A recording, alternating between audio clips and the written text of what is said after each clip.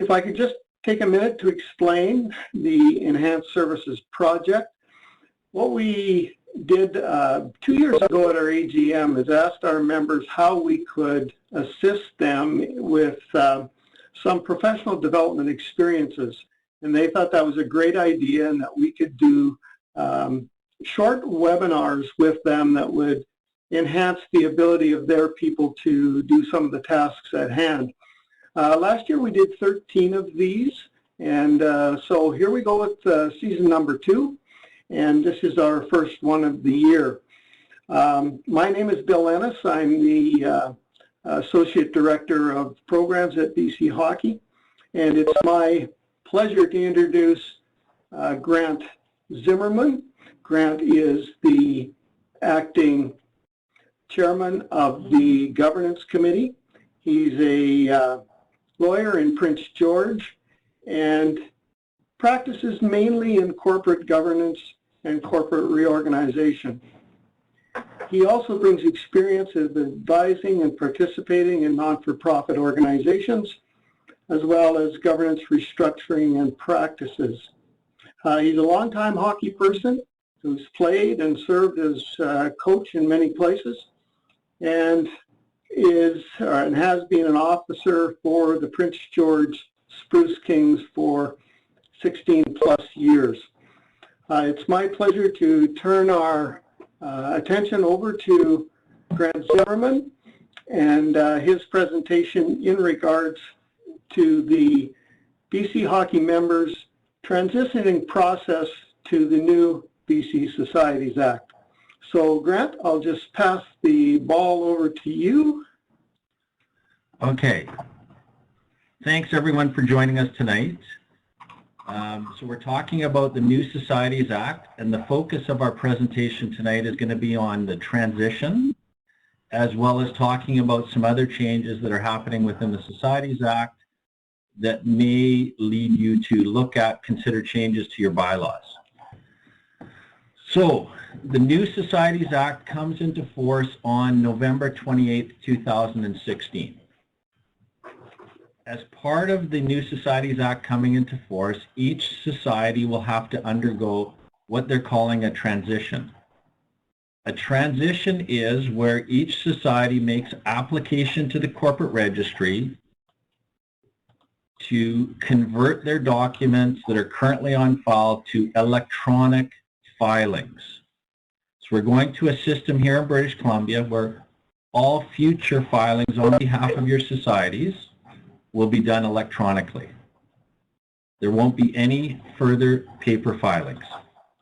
So prior to November 28, 2016, you won't be able to transition, but as soon as the new act comes into force, you'll be able to submit your transition application to the corporate registry. Now, it's not required that you submit right away. Each society will have 2 years to transition. So one of the things to prepare for the changeover, the transition application, is to go online and order from the corporate registry a transition package. Each society is going to need to file an electronic copy of their document. So one of the first things that you're going to need to do is make sure that you have a properly consolidated constitution and bylaws. So you can order a transition package from the corporate registry. You just go online and they have a link to the order form. The cost is $40, and you'll receive what the corporate registry has on file, which is a copy of your original constitution, a copy of your original bylaws, and all special resolutions amending your constitution and bylaws. It's really important that you make sure when you submit your electronic documents that those documents are consolidated with what is currently on file with the corporate registry. The transition package will help you achieve that. So certainly one of my recommendations is to do that. It is important to remember too, the corporate registry is the corporate online site is a great source of information, on what to do and the changes that are coming. So the transition application itself, they don't yet have the online application form available, but it will be coming soon. And once the online application form is available and the new Societies Act's in force, you're going to be able to go online to make your application. As I said earlier, you must file an electronic set of bylaws consolidated to match all your filings with the corporate registry. One of the things that you're going to be required to do is some mandatory changes to your documents in order to make sure they comply with the new requirements. So a couple of the changes that you're going to have to go through are changes to your constitution. Right now, many of the association's constitutions have information in them that's not allowed to be there. Going forward, your constitution must contain only the name of the society, the purposes of the society, and if you're a member-funded society, the specific member-funded clauses. Your constitution can have nothing else in it. So lots of us have associations that have, for example, a clause in it on what happens to any funds left over at a time of dissolution, where those funds go. And lots of times, our Constitution has those clauses set out as unalterable provisions. So what we're going to have to do is move those clauses from our Constitution to our bylaws. We're no longer going to be able to have unalterable provisions. So when we move them to the bylaws, we're actually going to set out a little clause after them that says this provision was previously unalterable. And it will no longer be alterable. You'll be able to alter it just like any bylaw. So again, in the Constitution, you have the specific name and purposes. And anything that's in there that is over and above the name and purposes, you're going to have to move it to your bylaws.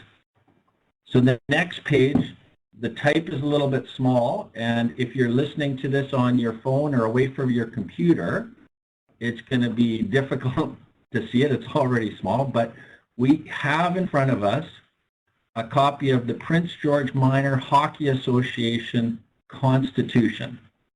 At the top on the left-hand side, it refers to Section 1 articles, but this is in fact what's set out as the Constitution for the Prince George Minor Hockey Association.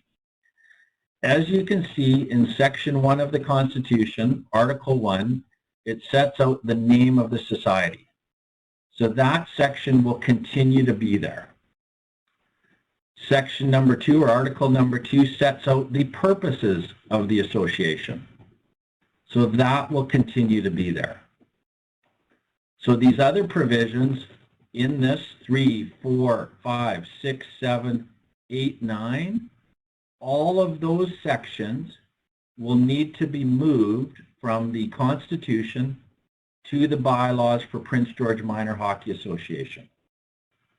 And you can see that in brackets behind each of the articles in the Constitution, it sets out whether they're alterable or unalterable. The sections that are unalterable will no longer be unalterable.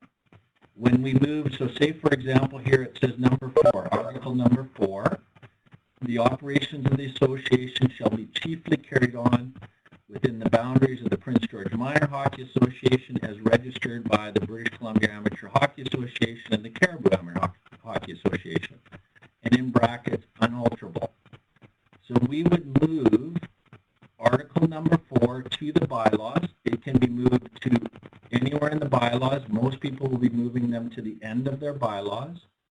And you'll have to reference that section to say that this article was previously unalterable. And as I've said a couple of times now, those sections will no longer be unalterable. They will be alterable just like any bylaw.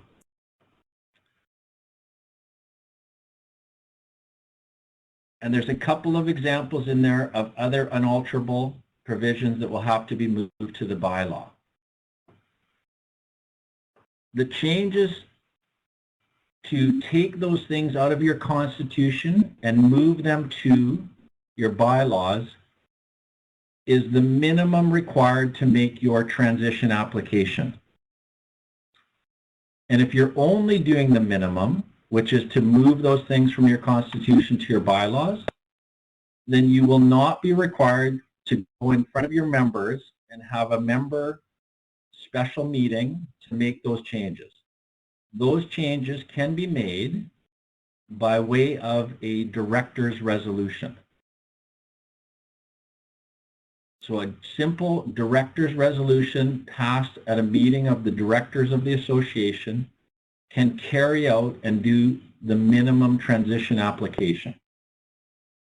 So you could, if you wanted to, after your first meeting, first director's meeting scheduled after November 28th, you could carry out your transition of the society to make it comply with the new Society Act requirements.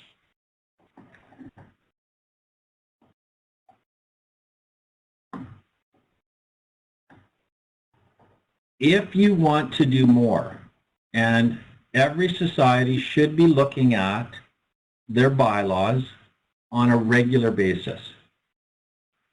Firstly, looking at your bylaws to see whether or not they meet your current requirements. But also you should be looking at your bylaws now and the changes in the new Societies Act.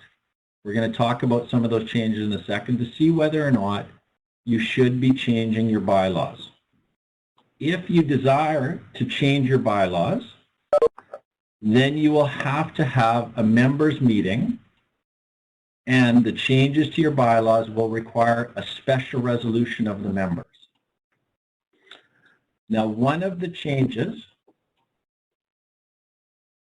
in the new Societies Act is to change the threshold for special resolutions.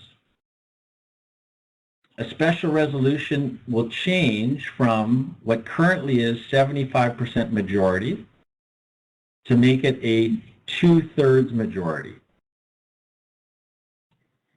That doesn't come into effect until after the new Societies Act is brought into force after November 28th. But after November 28th, that new special resolution threshold will be 2/3 instead of the current 3/4. Unless your bylaws actually set out that your threshold for a special resolution is 3/4. And if it's 3/4 and you want to change it to what is the new standard of 2/3, you would need to have a meeting, pass a resolution by 3/4 to change that bylaw. And your other bylaws, which were previously unalterable, may also now be altered by way of a special resolution, just like any other bylaw. So if you're doing the minimum transition application, a director's resolution will be sufficient. If you're looking at doing some further and other changes to your bylaws, then you'll have to have that members meeting, pass the special resolution, and go from there. Just a quick note about, so that is basically the nuts and bolts of the transition application. If anyone has any questions, feel free to send a note to Bill and ask any further questions about that. It is a fairly straightforward application, and no one should be worried about that and worried about getting it done immediately after November 28th. You do have that 2-year period to carry out your transition. So just a couple quick notes about member-funded societies, because that label is being used in the public is what's these member-funded societies and how do we go about becoming a member-funded society and what's the difference? Member-funded societies are basically societies that operate mainly for the benefit of members and use members' funds to operate. They don't get any significant public funding. Now, it was just recently announced that member-funded societies will be ineligible to receive community gaming grants. So most of us that live in the minor hockey world and rely to some degree on community gaming grants will probably not want to go to becoming a member-funded society.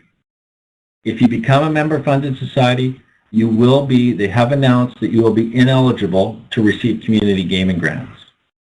So if you want to become a member-funded society, on your transition application form, you tick the box that says you're going to be a member-funded society.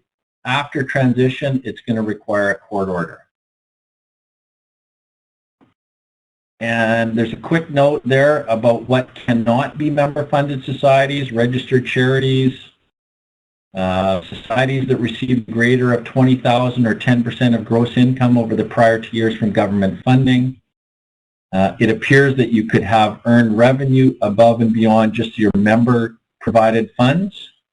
But if you're getting any source of money from other organizations or gaming grants, then you probably don't want to look at becoming a member-funded society. The reason that some associations or societies might want to become member-funded societies is that they are then exempt from some of the new public transparency provisions. There won't be any public access to financial statements for member-funded societies. They're not required to disclose director or employee remuneration, and they can distribute those assets to their members on dissolution. One of the requirements for member-funded societies, they place a special statement in their constitution, which is passed by special resolution.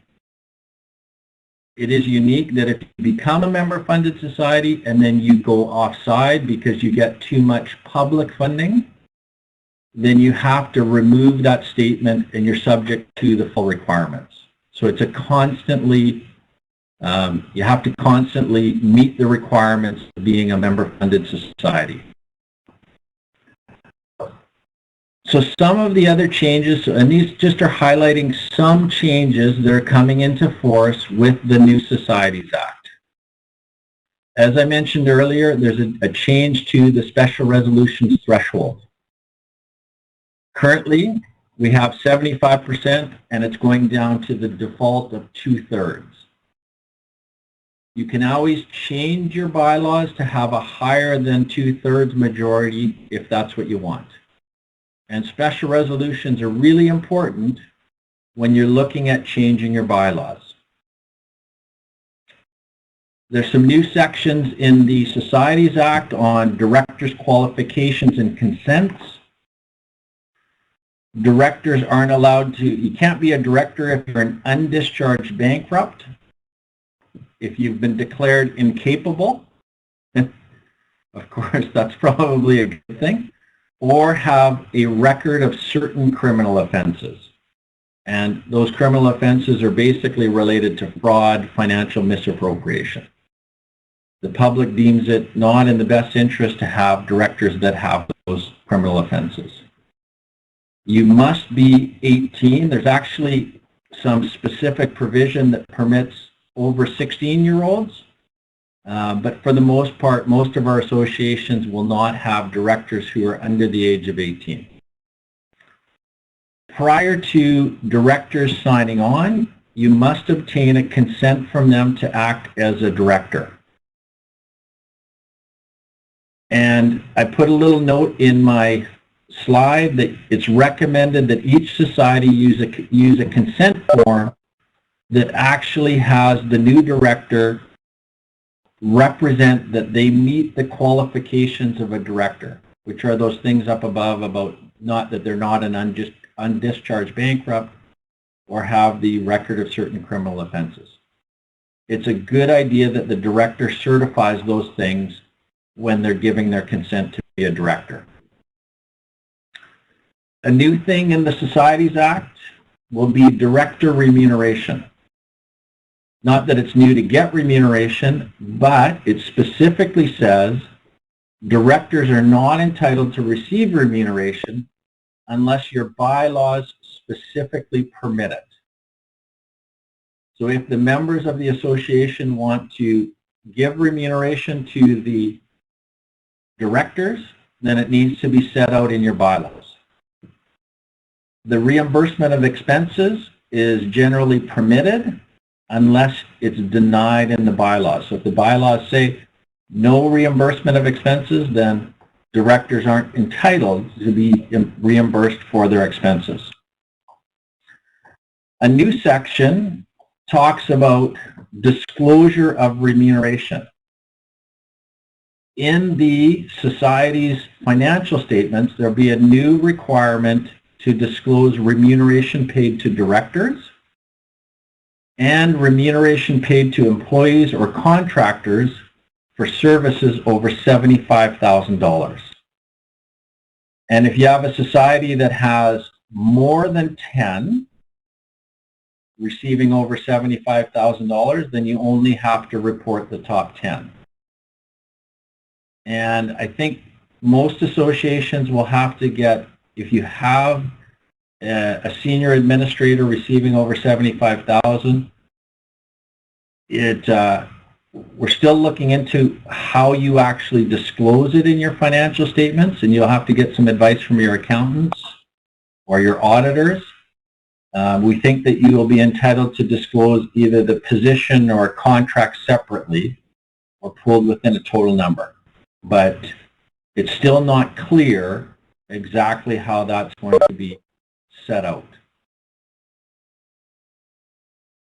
Senior managers is a new designation under the Societies Act, and I've read through the provisions a couple times and I'm still not quite sure exactly what they're getting at, but they're creating a new position that captures individuals appointed by the board with authority to manage the activities and internal affairs of a society. So you can be, and I think it's capturing individuals who are neither a director or a senior employee, but it will ensure that they have the authority as well as responsibilities under the new Societies Act.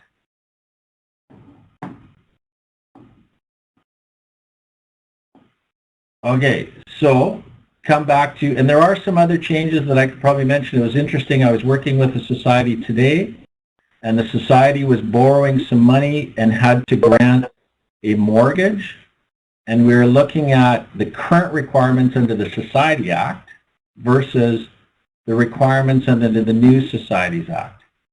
And when a society currently borrows money and gives a mortgage, there's provision under the Society Act that they're required to pass a special resolution of the members.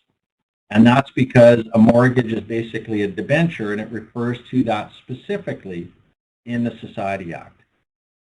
Under the new Societies Act, the directors will be able to pass the resolutions required to do the borrowing and give the security in the form of a mortgage or a debenture. And so that is another change that's happening within the new Societies Act from the old one. If you go to the corporate registry site, there's a good little publication called Preparing for BC's New Societies Act, and it sets out these changes that are coming into force with the new Societies Act in a little guide at the back.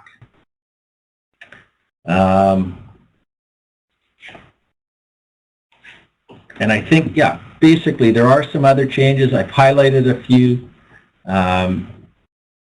You should be looking at those changes. You can look at them now, before you do your transition application, or you can look at them after you do your transition application. So what should you be doing? I highly recommend that you order the transition package from the corporate registry. $40 will make sure that you have the current updated package. I've seen many times where societies have passed resolutions at a meeting to change their bylaws, but somebody forgot to file it. So the corporate registry has nothing on record about that change. When you go to submit your transition package, the corporate registry will be looking at and making sure that your filed documents are the same as the ones that they have on file. So again, a good idea to order your transition package. You can start the process of creating your electronic consolidated constitution and bylaws. The only reference I've had to the type of software to use to create it, I've seen that the reference to Microsoft Word, but beyond that, there has been nothing else. So I'm not sure exactly what form the electronic documents need to be in. Probably something like a Microsoft Word. Other things that you can be doing is reviewing either with your lawyer, the association's lawyer, or get a group together. Always a good idea for governance. Go through the Constitution, go through the bylaws to see if you want to make any further changes. Those changes could be done now before the New Societies Act comes into force, or you could wait until after.